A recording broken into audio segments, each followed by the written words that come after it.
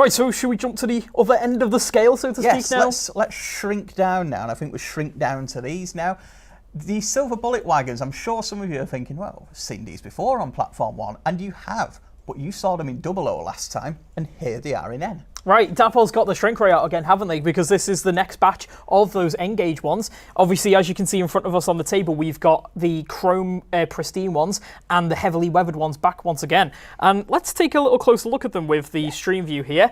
We've got a load of the chrome ones here out on the test track to give them a good run.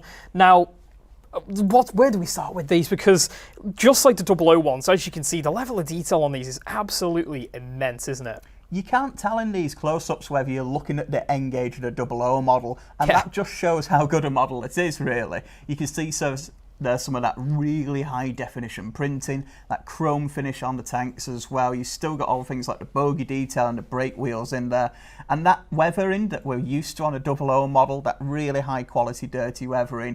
As you can see there coming through on the rate, we've got the clean ones, but at the same time, that really dirty weathering that comes through on the model it's just been transported down to N-gauge. It absolutely has, and they've nailed that chrome plating there as well. Yeah. Which, if you've seen pictures of this, it is when they were new in that livery, which I don't think it stayed like that for crazily long, but they still sometimes can be seen like this.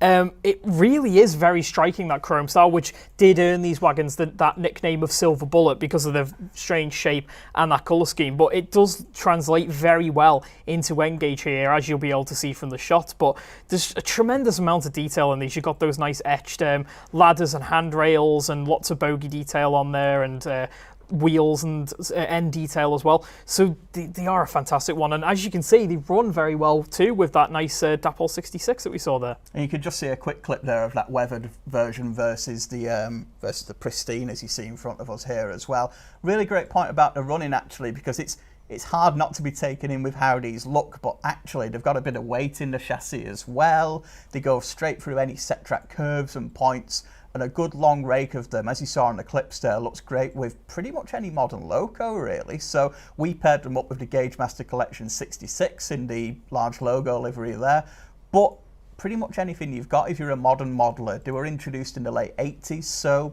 anything on from that, really, you're on to a winner with these wagons. Yeah, there's quite a lot of great prototype photos out there of these to give you a bit of an idea of what else you can run with them. I've seen quite a few with 92s on there. I've even seen 73s running with a few of these sometimes.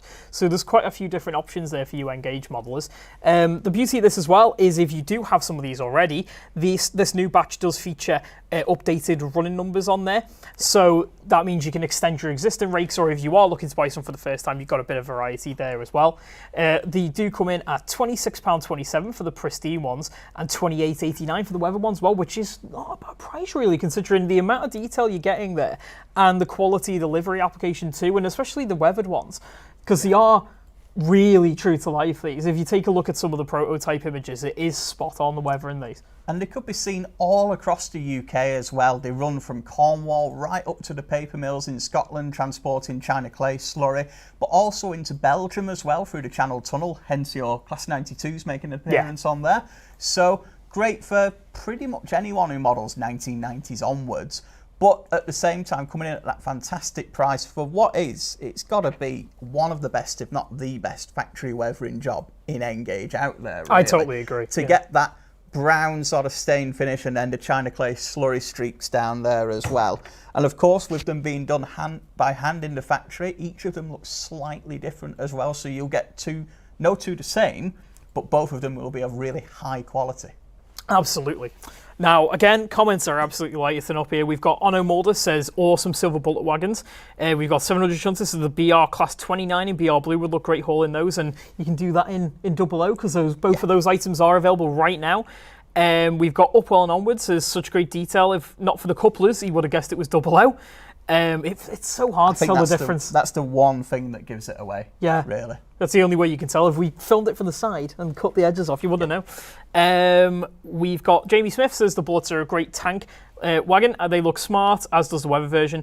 Data Jammer says those chrome bullets look great, especially the weathered ones. 700 Shunter says I might get some Silver Bullet wagons and run them double-headed with 2X LSWR 700 classes in BR livery, so something a bit different there. We've got SLD51 says the N-gauge ICA is so well detailed, may have to get them. We've got James Akers says, betting that some of the silver bullet wagons have quite bad sun reflections. Now, I believe partly due to the shape and partly due to how it is plated, it doesn't have too much of a, from what I've seen anyway in photographs, but I'd be interested to hunt one down and see if it does cause a bit of a problem like that. We'll need to do a little bit of research there, definitely, and see, but certainly not something that'll be the case with these 00 and N-gauge wagons as well. And that's one thing as well, that it's great that N and 00 models can share these high quality wagons coming through at the moment. So if you click that link in the description, you'll get the link to the N-gauge version, but we do have the 00 version available as well if these have really taken your fancy, but you model a slightly bigger scale. Yeah. We've got Taze here, says got a couple of weathered ones from Hattons in the week, stunning models. Sammy B Film says, anyone else think the weathered one looks better than the chromed one?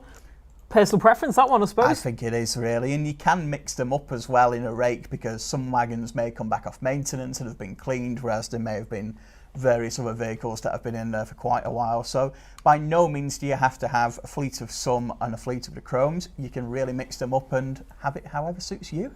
And then we've got one more here from SLD51 again. He says, these tanks remind me of the Takai, 43,000 tankers in Japan. So we'll have to take a look at those and see how similar they are. And these are quite an international wagon as well. They're not built in the UK. I believe it's France they were built originally. I think so, yeah. And they came over here in the late 80s. So they're already a bit of an international wagon and certainly got heritage around the world. Bit of flair there, isn't it, for international operation.